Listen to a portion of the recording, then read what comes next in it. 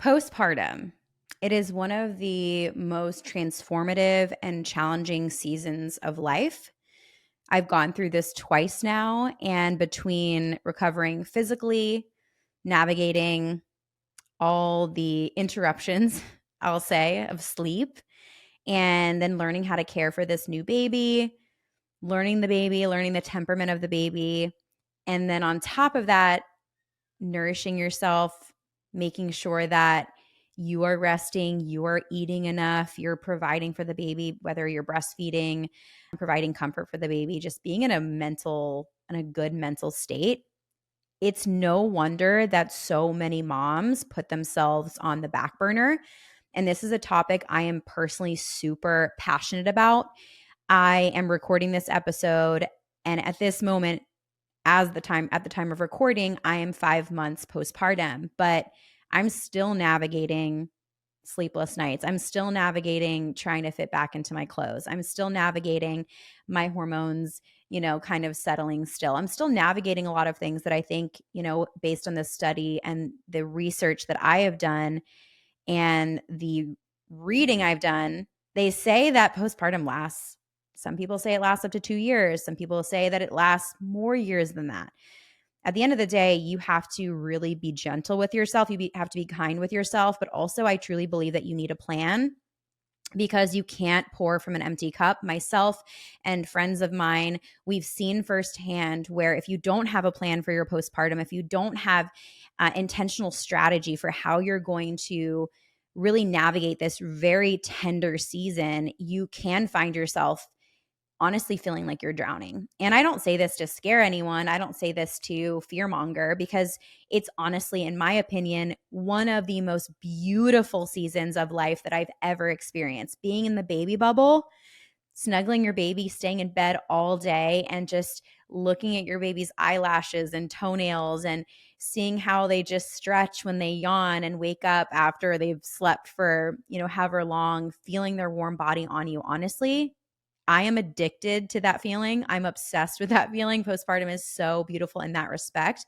But if you don't have a strategy, if you don't really think about how you want to navigate it in terms of planning some meals, planning who's going to come over and help, asking for help just in the beginning, it can feel really hard. And I just want this episode to feel like a warm hug from someone who has been there, who has, I'm going through it still. I'm more on the tail end, it feels like. I feel like I've been able to recover and heal so much faster my second go. I think my first postpartum, which I will share a little bit more about, was incredibly challenging. There's a lot of things that I navigated that were really hard. The second time around, I feel like I really have been able to enjoy it on a whole nother level. And the bliss and the just like the oxytocin high is real. And I just want you to know that I understand how hectic things can get. I understand how hard things can get. I think at the end of the day, one of the number one things you can do, whether you have help, whether you don't, whether you are someone who's going to have to go back to work soon, or maybe you're going to be staying home, one thing you can do is prep your meals. You can ahead of time plan to have some meals that are stocked in the freezer, things that are perfect for postpartum healing. I want you to think bone broth, soups, slow cooker meals, things that are warming. Traditional Chinese medicine encourages moms in that postpartum season to consume warming foods. Ayurvedic medicine also says the same thing. Many ancient ways of living and eating and nourishing the body, they all point to the same thing, and that you in this season of, think about it. When you just gave birth to your child, you have a dinner plate sized wound inside of you. Okay. Because of the placenta detaching, you just gave so many of your minerals, up to 10% of your minerals to your baby. You need to replenish those stores. You need to heal. What promotes healing? Warmth, rest, slowing down. I really encourage you to preemptively plan how you want your postpartum to go. And I'll share some of my best tips here in this episode. So let's dive in, mamas. Welcome to the Trust Issues Podcast, the show where we question everything society tells us about how to live, work, eat, and be. I'm Erica Auckland, a mom, entrepreneur, and advocate for living life on your own terms. Here we challenge the status quo, from the food we feed our families to the way that we build wealth and well-being. You'll hear unfiltered conversations with everyone from farmers, financial experts, and everyday people who are doing life differently, all with one goal: to help you live healthier, freer, and more abundant. If you've ever felt like there's more to life than following the crowd, you're in the right place. Let's get into it. So the first tip is obviously rest, prioritizing rest. There's a book that I read. It's called The First 40 Days. And it is the idea that it's called The Essential Art of Nourishing the New Mother. And it's the idea that you are taking those first 40 days after the birth of your child. This is an essential fleeting period of time to recover. And the reason that you want to take these first 40 days to lie in, to rest, to be as still as you can, in that you're taking lots of naps, you're just snuggling your baby, you are in bed, you are at home, you're in a robe, you're taking baths, you are really being gentle with yourself. This is the concept of this first 40 days is to promote healing. And also there's so many studies that now are coming out around how if you don't take that time postpartum to replenish your minerals, to heal, to take this essential time to restore and love on your body, it can actually lead to a more challenging menopause, perimenopause. And so this is not something that is just a luxury. It's something that actually will set you up for many, many years to come. This is a Chinese practice, but it's also in South American culture, La Cuantanera. I think I'm saying that right. My mom will hear this and correct me. But it's a time where in many, many, many cultures, they recognize as being so important. And unfortunately, here in the United States, it's not as common.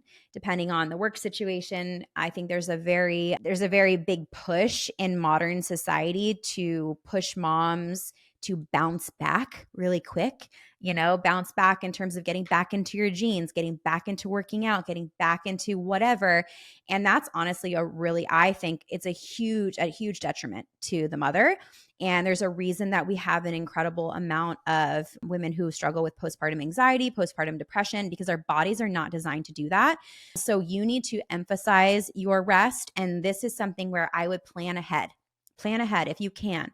Plan ahead as much as you can where you are going to take off of work. You work ahead of time, or you plan and you go in and you ask your boss, I'm going to need this amount of time to heal and to rest after the baby. I know it's not possible for every mom, but I know that if you're listening to this episode and to this podcast in general, you are someone who wants to do things differently. You have trust issues with how society tells us to live, to eat, to be, and this is essential. Okay. So I think that the best way to prioritize your rest is to ahead of time tell the people in your life your plans.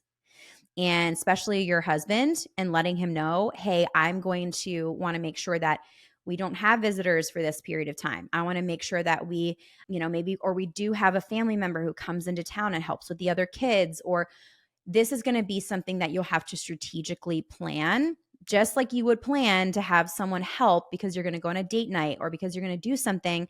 This is the time, the most important time, I think, to figure out a way and a strategy to make sure you're getting rest. My personal midwives, they say first week in bed, second week in your room, and third week in your home.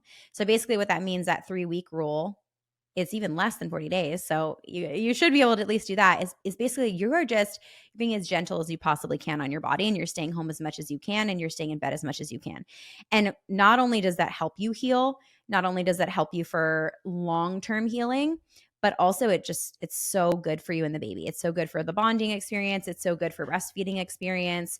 And I would gather to say there's so many moms who struggle with postpartum anxiety, postpartum depression, breastfeeding struggles, all those things that I have struggled with. So I'm not speaking at this from, a place of not knowing. I have lived this myself. And I looked at my first postpartum period and I pushed myself to come back, to get back into work. I didn't really unplug. I was trying to work from my phone. A couple of days later, I was posting about, products that I use on my Instagram. And I just look back and I'm like, how sad that I felt like I couldn't rest. And I didn't strategically plan it as good as I could have. But I think at the end of the day, it was in the back of my mind of like this guilt that I had, that I couldn't rest, that resting was bad or resting was lazy. And in reality, that is the best thing you can do for you and your baby. So that's my first tip. Second tip, you'll probably not be surprised by this, but this is all around nourishing your body. Really thinking about how can you nourish your body with real nutrient-dense, delicious, warming foods. Some of the things that I had postpartum. Now, I had my second in August. Okay, so August, you're thinking, it's hot. It's hot outside, but I was inside. Okay. And I was definitely getting outside as well. We were getting outside to get sun. I would just like scoot my boot and get in a lawn chair or go sit on our back porch. It's a little too hot to be on our back porch, but I would go in the front and I'd sit in a lawn chair. But I was drinking things like bone broth, mineral-rich teas, tea made with nettle or hibiscus leaves. I love to buy my tea leaves on Mountain Rose. This Mountain Rose website, it has a bunch of amazing herbs that you can steep and make your own teas, all loose leaf tea, so you're not getting the microplastics from the tea bag, which is another conversation for another day. But I was making my own mineral-rich teas. I was also eating stews and soups. I was doing things that were very easy to digest. And that's another thing, is you don't want to have like a big steak right away. Give it a week or two at least, I would say, before you have something that's a little bit more challenging to digest. Think about the fact that you just went through the biggest event, physical event of your life, giving birth. And then on top of that, your organs are literally rearranging. This dinner-sized plate wound that's inside of you needs to now heal. You're probably having some post-birth cramping or bleeding, right? All those things are totally normal. For me, I was bleeding with my second for like 6 weeks.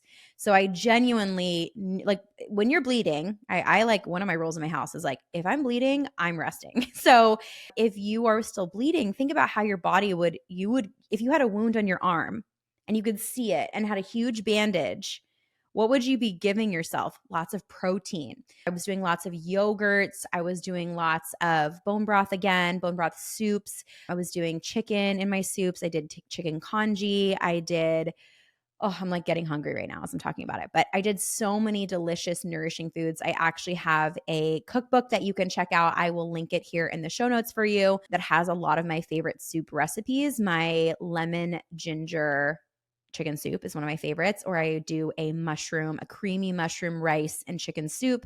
That's another one. I have my congee recipe in there as well. I would do like a sourdough loaf on the side, definitely feeling hungry from not only just giving birth, but then breastfeeding, which is a whole nother caloric demand on your body. So it's like, make sure you eat, ladies. There's so many women who, when they give birth, they think they're going to just survive off of scraps, or like, you have to eat to heal. I'll never forget, my husband had a surgery one time, and the doctor, after he had surgery, told him, okay, if you want to heal, the fastest way you're going to heal is you make sure you eat and you make sure you get plenty of protein. Why are we not doing that postpartum? Like, literally, that's how you need to treat yourself. And especially if you had a C-section, not even especially, both situations, we should be nourishing ourselves regardless. So nourish yourself. I would also plan to have things in the freezer. So I made some meals that I was able to put in the freezer. We have a deep freezer in our garage. And then I also made a lot of things that were snacks to have in my postpartum cart next to my bed. I did granola bars. I did vitamin B cookies that had brewer's yeast in them for lactation support. I was doing lots of warm drinks. I was doing warm raw milk with egg yolk and with some coconut sugar or panela sugar, honey, protein in there, colostrum, just like super nutrient dense things. And if this is very foreign to you, just come follow me on Instagram. Make sure that you follow me, because I post about these things all the time, because you can't live off of chips. You can't live off of snacks or random things in packages. That's not going to help you. postpartum. You've got to nourish. And I think that's also just a lesson for every day in motherhood, because every day in motherhood is demanding. So make sure you are nourishing yourself. The third tip is just being kind to yourself. I think that when you understand what is actually physically happening in your body, so you're physically having a whole hormonal drop. They say that the drop of a woman who gives birth, that drop, because when you birth a baby and you birth a placenta, it's something around, and I have to find this exact statistic for you, but it's as if you were on a super, super high dose of birth control and then you quit cold turkey. And so you have to think like your body is being pumped with all these hormones, and then all of a sudden it's like cold turkey gone. And that's what happens with your body. So if you're feeling crazy, the day that your milk comes in is a day that you're going to feel extra crazy. You're going to feel like, oh my gosh, like I'm so overwhelmed. I feel so many things right now. I don't even know how to put a word to it or a name to it or assign it a meaning or a title. And that's totally okay. That's totally normal. And just expecting that that's how you're going to feel, and expecting that it is going to be a challenge for no other reason besides the fact that you just gave birth and that your body is going through it. So give yourself grace, give yourself that time. I'll never forget those first days when I was postpartum with my first. And I literally had never experienced it before. So I just felt like it was like the worst PMS mood swings, like on steroids. It was just like, the emotional ups and downs are so real.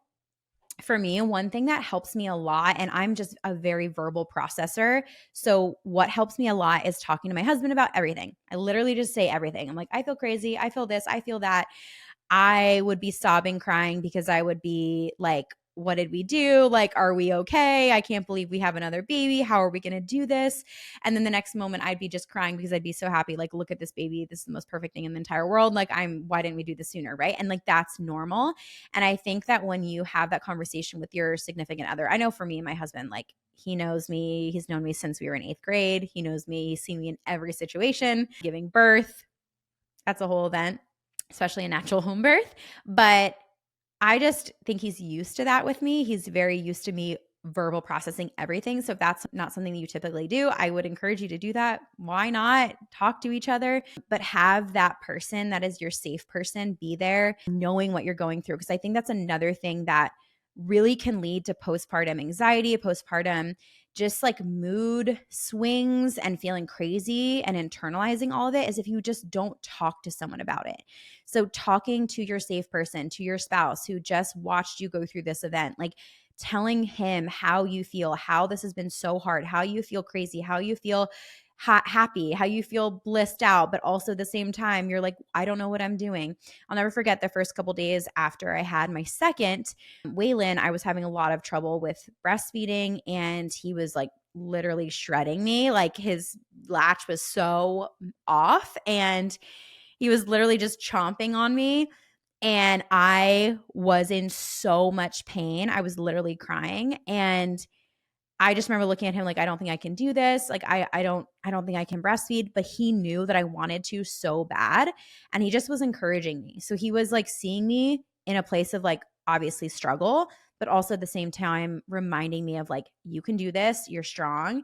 And I think that's where like maybe if you are having your first and you and your spouse like really haven't gone through anything difficult together yet, or it's kind of like a new relationship, preparing each other with like the best way that you like to process when it comes to hard things, or the way that you would like for him to support you in that. Do you want him to give you advice? Do you want him to be quiet and just listen? Like having those conversations, I think, is super important. But be kind to yourself, be kind to your spouse too at the same time. I think if you're both playing on the same team and you're both trying to accomplish the same things, which is raise this child and make sure that all of you are healthy and nourished and happy in your home, I think at the end of the day, you all have the same mission, right? But if you're struggling with, really kind of figuring out how this is all going to happen, I think just like at the end of the day, it's open dialogue. Just have those hard conversations with each other. Tip number 4 is building a support system. So this is where you can ask your community for help. One of the things that made me really sad, if I'm can be totally honest, is when I posted about my postpartum on Instagram, I had a lot of people tell me that they just like felt so like, how do I say this? Just abandoned. Like, just totally like they didn't have people who had their back when they had their baby. And if I can tell you something, as someone who's had a baby twice, if you have a friend in your life who is about to have a baby, maybe you're listening to this right now, like they are not probably going to ask you for anything, but they would really enjoy you just dropping off a meal, dropping off a care package, dropping off a snack, coming and walking their dog, just popping in to leave something but not expect anything in return. There's nothing worse than a postpartum mom feeling like people want you to entertain them when you come over and you're like, "Oh, here's your meal. Now like talk to me and tell me everything." No, they don't want to do that. They literally want you to come and drop off the meal and they want you to leave, and then they'll talk to you when they're ready, or they'll tell you if they want you to keep them company. But I think that the community aspect is so important.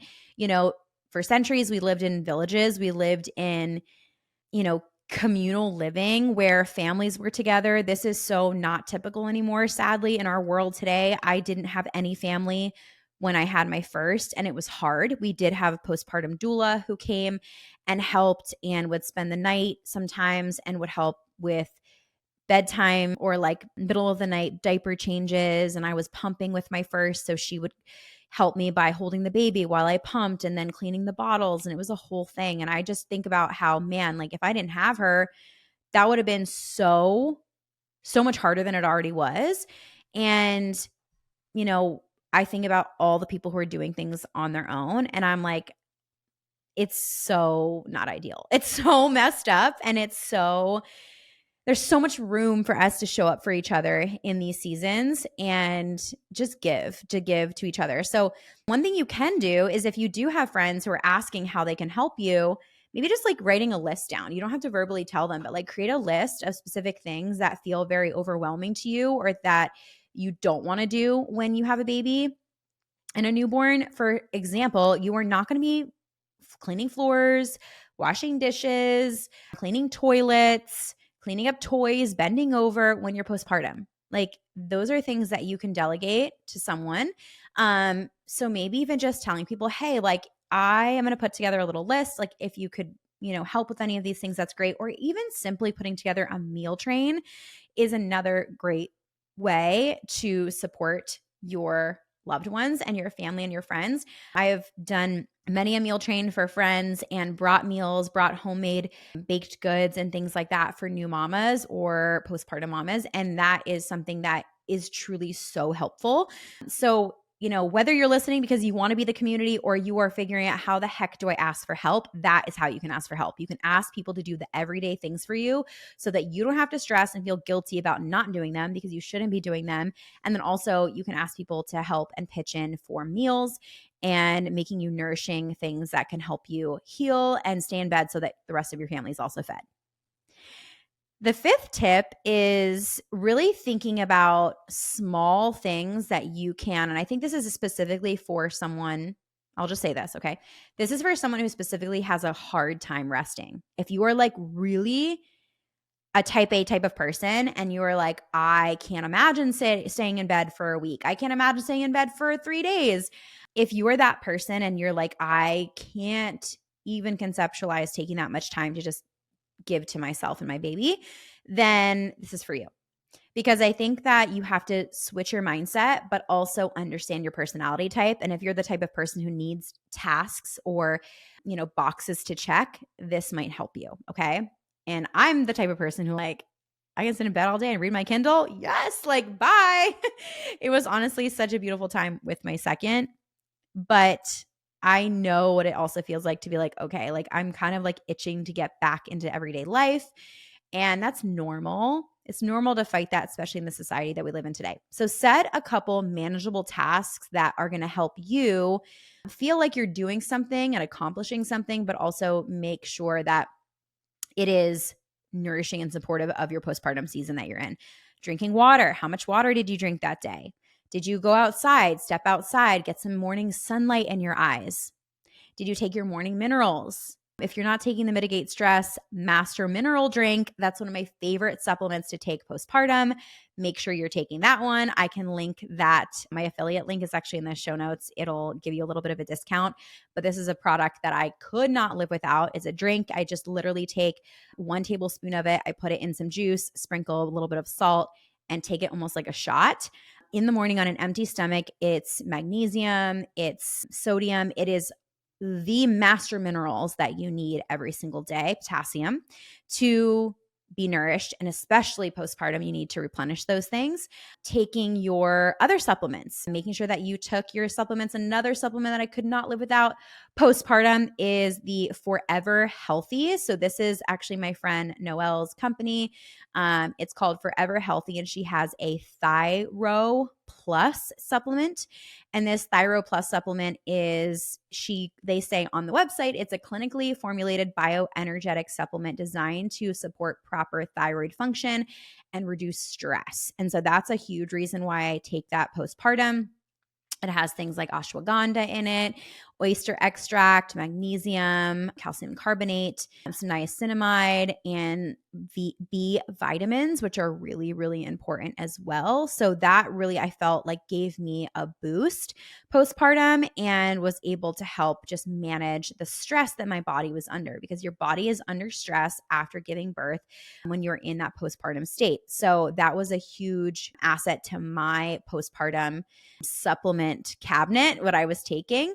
And I would definitely add that to your to-do list. Did you take your supplement that day? Make sure that you take your minerals, make sure you take your supplements, make sure that you drink your water, make sure that you eat your nourishing meals. You should be eating 4 to 5 times a day. If you're breastfeeding, if you're trying to heal, maybe starting in the morning with something really cozy, like a warm milk drink. I would have some eggs, some fruit. After that, maybe some sausage if you have some really good sourcing for that. For lunch, I would do like some type of a soup with a piece of sourdough bread on the side. I definitely wanted hearty meals when I was postpartum. And if you don't have an appetite, that's a sign that your body is definitely still under a lot of stress, probably a lot of adrenaline. So you're definitely going to want to make sure that you are putting a to-do list together of this so that you're like, okay, did I even eat my lunch? Because it's very easy, especially in those early days where you are just tending to the baby, tending to, all the diaper changes, making sure that you're feeding the baby, you're seeing if how's the baby sleeping. You're just paying so much attention to this tiny little human. It's very easy to forget about yourself. So having those things written down can really help, especially if you're a type of person. And then for dinner, I would do some type of a stew again, maybe like a chicken curry with some rice, something very nourishing and wholesome and just warm. Like I wanted warm foods, which again supported my healing. Another thing is to make sure that you, at the end of the day, have some type of bedtime snack or something that can be put on your side table. I would always have some type of snack on my side table for those middle of the night wake ups. And that would be like a little granola bar that I would make, or again, those vitamin B cookies that I make, which had brewer's yeast. It's basically a chocolate chip cookie with brewer's yeast in it, and honey and coconut sugar and eggs, and oats as well. But those things are just really great to set your small goals. And it just kind of allows you to feel a little bit in control versus just feeling like you are, everything's falling flat, or you're just kind of like letting everything get away from you. This is a strategy that really helps me feel like, okay, I'm in control of what I'm experiencing right now. And even though I'm not in control of everything, I'm in control of my input. I'm in control of what I'm putting in my body, of what I'm taking. And that is something that is going to contribute to me feeling my very best. So that's tip number 5. Tip number 6 is trying to carve out some you time. Now, this is going to be really tricky, and I'm going to be honest with you. This is one that I'm not always good at, but me time would be like, hey, I'm going to my husband, can you hold the baby for a few? Or I'm going to put the baby in the bassinet. Can you just watch the baby while he sleeps? I'm going to go get in the tub. I need to go take an Epsom salt bath, and I would put my Sitz herbs in there. There's a really great organic brand. It's called, I'm going to actually pull it up for you because I want to make sure that I'm telling you the right one. Okay, it's Earth Mama Herbal Sitz Bath. And I loved this one because it came in like tea bags. So it wasn't just like a bunch of loose leaves like all over inside of the tub with it. You have to clean up later, which is so annoying. But it was a sitz bath like in a big tea bag. So I'd put one of those in there and I put Epsom salts in there as well. Hot water. I would turn on my red light. I would sit my red light literally right outside of the tub. So it was like pointing at me as I'm laying in the tub. And I would just like sit in there. And like, even if it was a 10-minute bath, those moments for myself was so healing. And sometimes, to be honest with you, like I would do that holding the baby. I would be in the tub holding the baby. I mean, I think there's something about having a newborn that's like slippery in a tub that's not very relaxing, especially in those early days. After a while, you're like, it's fine. I take a bath with my baby all the time. But in those early days, it's not as relaxing. So if you can have hubby watch the baby for a little bit so that you can just get in that tub and take a minute. And if you just want to sit there and close your eyes and do nothing, whatever. If you want to, read a book, you're reading a novel right now that is totally like juicy and whatever, like read your novel. Or if you want to put your iPad up and watch a trash TV show, whatever. At this point, like this is your time and this is your time to just do whatever feels normal. And I think that's the point is I think when you are so isolated during postpartum, it can really kind of mess with your head depending on your personality type too. I'm more introverted, so I really do love that like quiet time of postpartum. For my postpartum season with my second, I literally didn't leave the house for a month. Like I didn't go anywhere. I think it was might have been over a month. The only thing I left for was my baby's pediatrician appointment.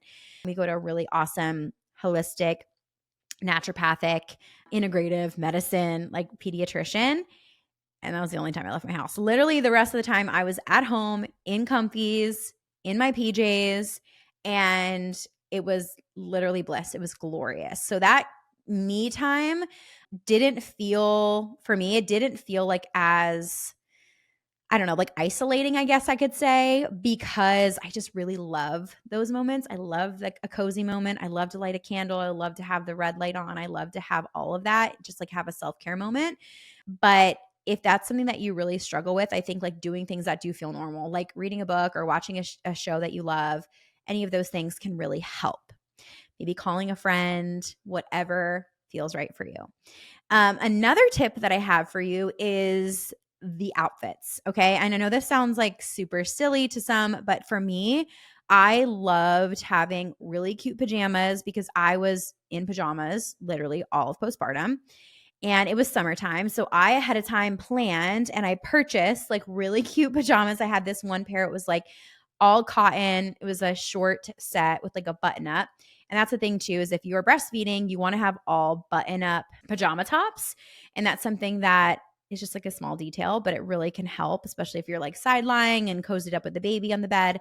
But I had this one that was like all cotton stripes with these like little lemons on it. And I was like, this is so cute. Like I planned ahead with my postpartum pajamas, and that just like made things feel special. It made it feel like more spa-like. I had my slippers that I loved. I had a specific robe that I loved. So those are things that, if you can, just, whether you are splurging on them or you're going to find them, on like a great deal. I think that, one of my favorite robes that I have is my Barefoot Dreams. Like Barefoot Dreams makes blankets, but they also make robes and they make socks. Now they're not cotton. They're like totally polyester, but they're so soft and so comfortable. And I also would get the brand, I think it's Everjay, and they have really cute, comfortable pajamas that are like the button up top, long sleeves or short sleeves. And then you can do shorts or pants. And it's like that tencel material where it's kind of stretchy, but really comfy. Or might be modal, whatever. Those little details for me do wonders because I just wanted to feel like I just romanticize things. I like to romanticize everything that I possibly can because I think that it creates a better experience. And I can also be more in the moment. So planning my outfits and planning to have really cute, comfy postpartum jammies that I was going to be hanging around in with my cute slippers because you don't feel yourself. You're in a diaper. You are bleeding. Your nipples hurt. Like everything is crazy. And you're just like, I don't feel my very best. You're healing. You might be having postpartum cramping. I loved the supplement called After Ease. It is the best. It's like literally worth every single dollar to buy 2 bottles. You're going to want to buy 2 bottles After Ease drops. Okay. The company is called Wish Garden. Make sure you get those. And then the other product that I got was called Milk Moon. It's a postpartum tonic. They call it the postpartum restorative tonic. And in that, it has nettle, alfalfa, oat straw, raspberry leaf, ashwagandha, dandelion, ginger, Shashandra berry, rose hips. This was something that I would just like take sips of all day long. And it's like tart and sweet, and it's like a syrup. And I would just like spoon that, like literally was in my postpartum cart, was just drinking it all the time. And that was just really, really restorative for all the stress that your body goes through and all the minerals that you lose. It's also safe for breastfeeding. So I would do like 1 to 2 tablespoons a couple times a day. And that and the Wish Garden was really, really great for feeling your best. So again, it's like you're feeling crazy because you're in a diaper, your belly's swollen, like there's all this extra fluid. You're like, that's why you want to take all those baths, by the way, to get rid of that excess fluid that you're going to have in your body. But for me, I love to have those little outfits. So that just helped a lot. Another little tiny detail. Another detail that I think not a lot of people talk about is planning on having like your sanctuary. Like, what is the sanctuary that you're going to have in those early days? For me, I love my bedroom. I have a nice master bathroom or primary bathroom that I had my bathtub, and I had all my salts and all the things like already set up. But this is something that I would encourage you to do to have a really great postpartum season, is set up all those things ahead of time. So I set up a postpartum cart. It's a roller cart. It's from Amazon. It has 3 tiers. And this was by my bed, but I could also kind of wheel it around with me.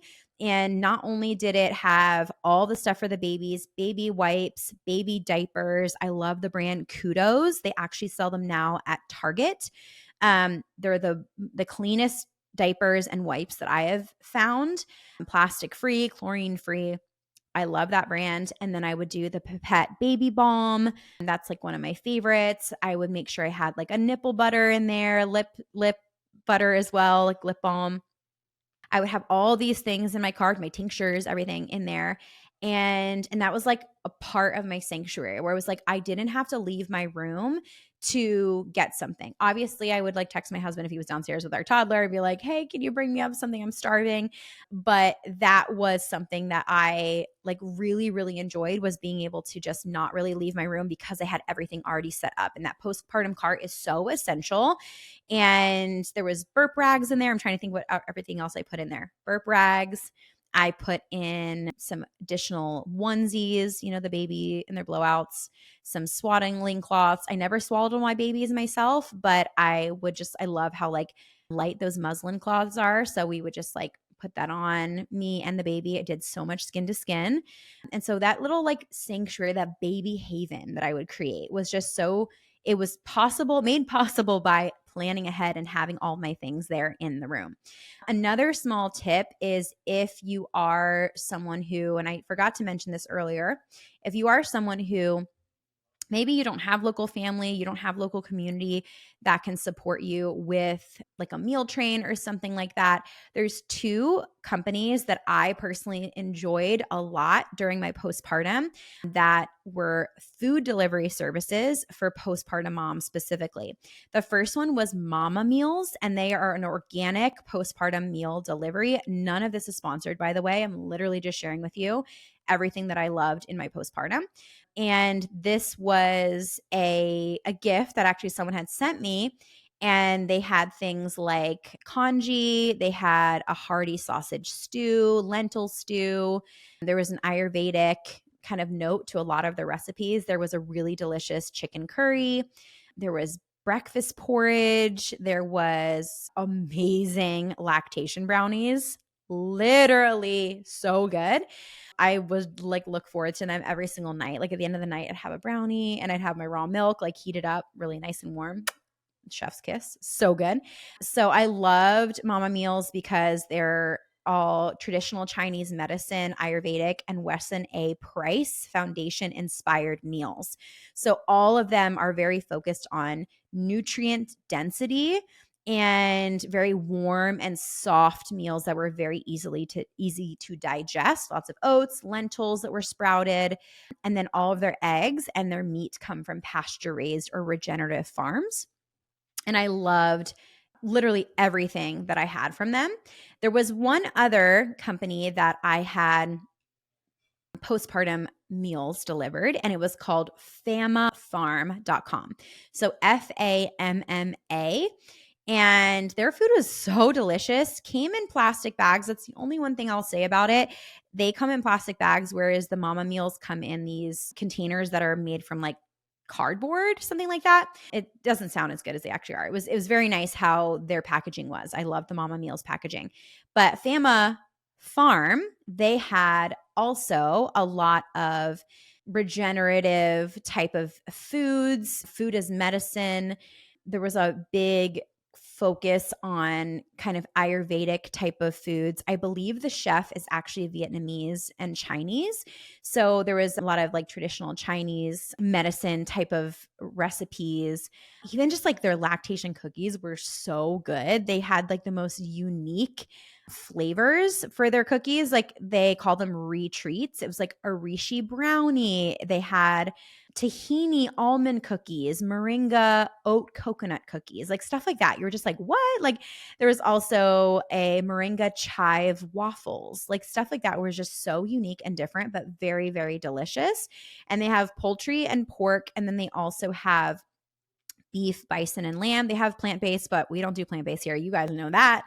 They did have seafood as well, but I loved their congee. They had a really great curry as well, and they had a really great bone broth. So all these things were just really small, not really small actually, very big touches for my personal postpartum journey that honestly made such a difference, because in those moments where my husband was running around with our toddler and he didn't get to dinner yet, but I'm up there starving, he was able to grab one of these meals and heat it up for me. And they were super delicious. So these are just a couple more tips for you if you are postpartum and you are wanting to set yourself up for success. You know, whether you have local family, local community or not, I just truly believe that planning is essential for having a beautiful postpartum experience. And when I say beautiful, there's beauty, but there's also challenge, right? It's all kind of mixed in between. And the last thing I'll say to have a wonderful postpartum season, in my experience, is just leaning into it. Just lean into the season. Postpartum is so fast. And I know that it's so cliche to say that, but it's okay to slow down and embrace this season of your life. It's okay to soak in the snuggles. It's okay to not do anything that day except for eat and go to the bathroom and not even brush your teeth. It's okay to stay in pajamas all day and never brush your hair. It's okay if you don't shower for a week. Who cares? Really give yourself that space and that season, and you truly deserve it. You truly need it. So if you take one thing away from today's episode, let it be this: you are doing an amazing job. Postpartum is so hard. It is a roller coaster of emotions, of changes, of navigating so many things all at once. And if you feel like you're doing a terrible job, I promise you're not. Just existing, eating, drinking water, taking care of yourself and the baby is enough, I promise you. But with rest and proper nourishment and support, you can really find your rhythm. It takes time. Give yourself that time. If you're looking for a little bit of help in the kitchen, make sure that you check out my cookbook that is linked in the show notes. It's filled with recipes that are designed to really make nourishing yourself and your family easier during this busy season of being a new mom or a mom again to a new little one. And I just hope that these recipes bring you joy as much as they bring my family joy. And thank you so much for spending the time with me today. You know, this season of being postpartum is something that I just truly am so grateful to have experienced. And I hope that my tips are helpful for you, because I know how challenged navigating the season is. So just be gentle, be kind with yourself, and I'm cheering you on. I wish you the very best, and I will see you back here next week. Until next time, thanks so much for joining Trust Issues Podcast.